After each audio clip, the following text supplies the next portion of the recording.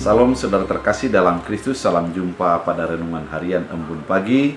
Hari ini kita akan mendengarkan firman Tuhan yang menuntun kita untuk menjalani segala aktivitas kita. Sebelumnya kita bersatu di dalam doa. Damai sejahtera Allah yang melampaui segala akal dan pikiran, itulah yang melihara hati dan pikiranmu dalam Kristus Yesus Tuhan. Amin. Saudara terkasih, firman Tuhan untuk kita dari Yohanes 6 ayat 63 dalam bahasa Batak Angkola dikatakan, tondi ido na mangalehen hangoluan anggo sibuk nada adong gunani akkahata nahudokon ido tondi dohot hangoluan.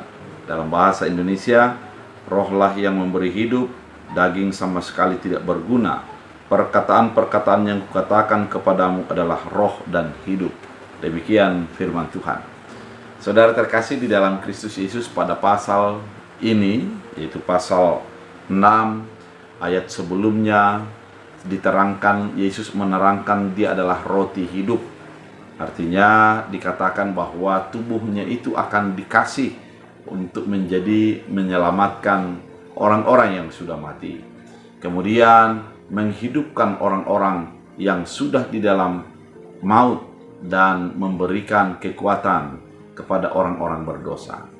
Saudara terkasih di dalam Kristus Yesus, melalui penjabaran Yesus sebagai roti hidup ini dan menggambarkan tubuhnya adalah roti itu, ada banyak murid yang menjadi berubah pikiran terhadap mengikut Yesus. Mereka menjadi ada keraguan, ada ketakutan dalam mengikuti Yesus karena Yesus menawarkan tubuhnya menjadi sumber keselamatan. Memang di dalam orang Yahudi yang menjadi sumber keselamatan adalah kurban, yaitu ternak yang diberi ataupun bisa lembu atau juga bisa domba yang diberikan untuk menjadi penghapusan dosa. Namun Yesus membuat sebuah paradigma baru, yaitu bahwa tubuhnya, dirinya adalah roti hidup yang menjadikan pendamaian antara Allah dengan manusia, Allah yang kudus dengan manusia yang penuh dosa dan keterbatasan. Melalui firman Tuhan ini, mereka mau diajarkan tentang bagaimana sesungguhnya kehidupan orang percaya itu, apa hal-hal apa yang perlu mereka lakukan sehingga mereka menjadi beroleh keselamatan. Yesus menerangkan bahwa agak sulit bagi manusia untuk memahami secara letterlate ataupun secara manusia umum dalam mengenal siapakah Yesus itu.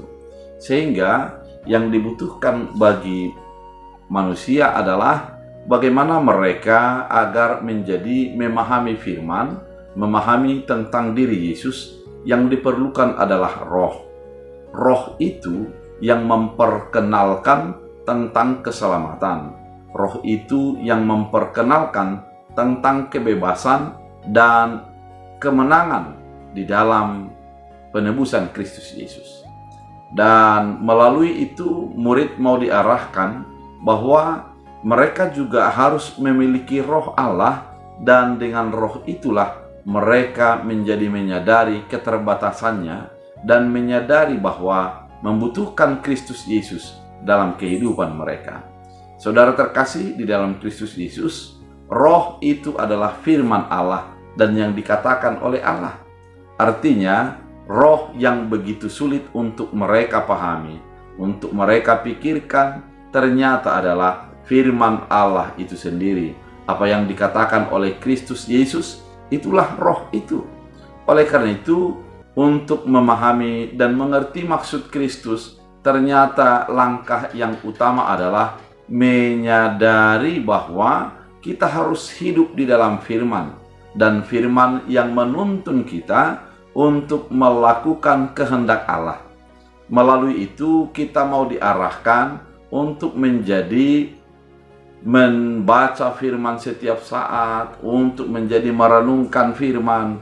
Dengan perenungan firman, dengan membaca firman, kita menjadi diarahkan sesuai dengan kehendak Tuhan, kita menjadi diarahkan untuk menjadi hidup sesuai dengan keinginan Allah dalam hidup kita. Dengan firman itu kita menjadi berkenan kepada Allah, dan Allah menjadi bahagian daripada pola pikir, pola tindak, dan sikap hidup kita sehari-hari.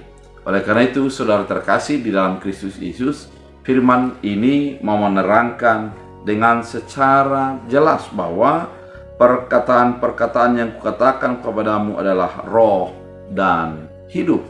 Artinya, segala apa yang sudah dilontarkan oleh Yesus Kristus itu adalah roh, dan itu adalah kehidupan itu.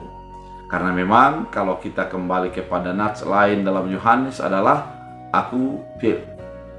firman itu adalah Allah, dan firman itu bersama-sama dengan Allah, di mana pada mulanya adalah firman, sehingga dengan demikian kita diajar untuk hidup dan mengimani firman itu di dalam kehidupan kita, sehingga orang percaya akan menjadi beroleh hidup karena dia menghidupi firman. Biarlah firman ini menjadi kekuatan dan tuntunan bagi kita sebagai orang yang percaya. Kita berdoa. Terima kasih Tuhan Yesus atas firman yang begitu indah, menuntun kami untuk hidup di dalam firman, menuntun kami untuk hidup dengan keinginan Tuhan dalam hidup kami. Biarlah firman-Mu menjadikan kami menyadari bahwa itu adalah roh-Mu yang menerangkan terhadap keterbatasan kami, dan firman itu adalah yang menjadi hidup kami, karena melaluinya kami menjadi diberikan pemahaman dan energi baru. Biarlah firman-Mu menjadi kekuatan dalam Kristus Yesus Tuhan. Amin. Tuhan Yesus memberkati.